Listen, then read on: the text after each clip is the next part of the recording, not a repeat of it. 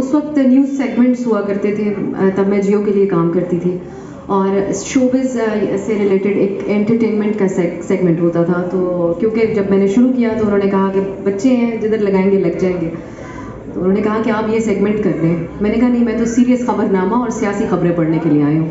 تو اس طرح کی پوزیشنز لیں اس وقت. لکیلی کچھ لوگ کرتے تھے، اس کو دبانے کی کوشش کرتے تھے، کیونکہ بہت عرصے سے مرد حضرات کی جب بادشاہت ہو نیوز رومز کے اندر، جہاں ڈیسیجن میکنگ جو پاورفل پوزیشنز ہوتی ہیں ان کے اوپر، تو وہ عورت کو ایک آبجیکٹ کی طرح ہی دیکھتے ہیں.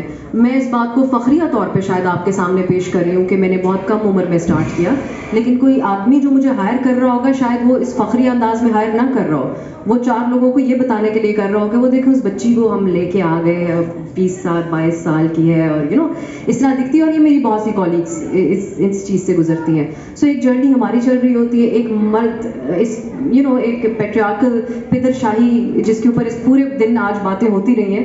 سو ایک مومنٹم بھی بنا ہوا ہے. تو ایک ان مرد حضرات کے ذہن کے اندر ایک معاملہ چل رہا ہوتا ہے جس کو ویلیڈیٹ اور سپورٹ کرنے کے لیے انفارچونیٹلی یہ ایک جینڈر سے منسلک نہیں ہے. اس کے لیے اور ایسی لوگ پائے جاتے ہیں ہمارے انہی سسٹمز کے اندر جو ان کو مزید تقویت دیتے ہیں کہ ہاں بات تو آپ درست کر رہے ہیں، بڑا تیر مارا ہے آپ نے. سو ان تمام چیزوں کو اگنور کر کے آگے چلنا میرے لیے ایک ٹاسک تھا. میں ایک بہت سینسٹیو انسان ہوں بذات خود، تو ان چیزوں کو ایک طرف رکھ کے پروفیشنلی چلنا اور اپنی بات پہ قائم رہنا اور سخت خیالات کا اظہار کرنا. اور لکیلی ہم نے ایک ایسا ماحول بنایا. اس سے پہلے ایک چیز محسوس کی میں نے، ایک سیگریگیشن کا ماحول ہمارے ملک کے اندر بہت عرصے سے ہے. عورتوں کو الگ کر دو، آدمیوں کو الگ. بلکہ میں جس پارٹ سے آتی ہوں اس ملک میں، وہاں تو سیگریگیشن ہی ہم نے ہمیشہ دیکھی. میں نے کبھی نہیں دیکھا مرد اور عورتوں کو ایک کمرے میں بیٹھے ہوئے، خواہ وہ گھر کے اندر ایک ڈنر ہی کیوں نہ ہو. عورتوں کا کھانا الگ لگتا ہے، مردوں کا الگ. سو اس طرح کا ماحول ہمارے نیوز رومز کے اندر بھی بن گیا تھا کہ یہ جو اینکرز ہوتی ہیں یہ بڑی آؤٹ اسپوکن ہوتی ہیں.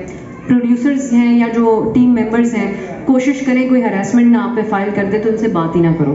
سو ایسا ایک ماحول بن چکا تھا جس کو ہم نے کاؤنٹر کرنے کی، میری دیگر جو کولیگس ہیں ہم سب نے کوشش کی، اور ان کو یہ سمجھانے کی بھی کوشش کی کہ اگر آپ کسی کو ہراس نہیں کریں گے تو کوئی آپ کے خلاف ہراسمنٹ کی کوئی کیمپین نہیں چلائے گا.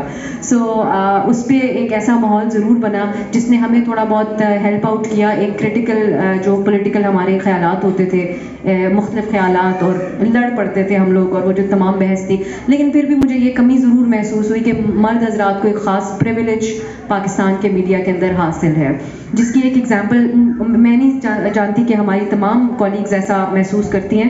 لیکن کیونکہ میں اسلام آباد سے کام کرتی ہوں، وہاں پہ مختلف موقعوں پر جو تمام صحافی ہیں، اینکر ہیں یا پھر رپورٹرز ہمارے، وہ ملتے ہیں مختلف جو ہمارے امپورٹنٹ حلقوں سے تعلق رکھنے والے لوگ ہیں. سو اس میں ہمیں ایک یہ ضرور جو ایک ہمارے معاشرے کے اندر خواتین کے حوالے سے تاثر ہے، وہ مجھے ضرور ایک تھوڑا سا آپ ریلکٹنٹ ہوتے ہیں کہ آپ کس ٹائم پہ کس کے ساتھ بیٹھ رہے ہیں. آدمی یہ عفت حسن کو میں کئی دفعہ اس پہ کوٹ کرتی ہوں، سینئر ہماری کورٹ رپورٹر ہے.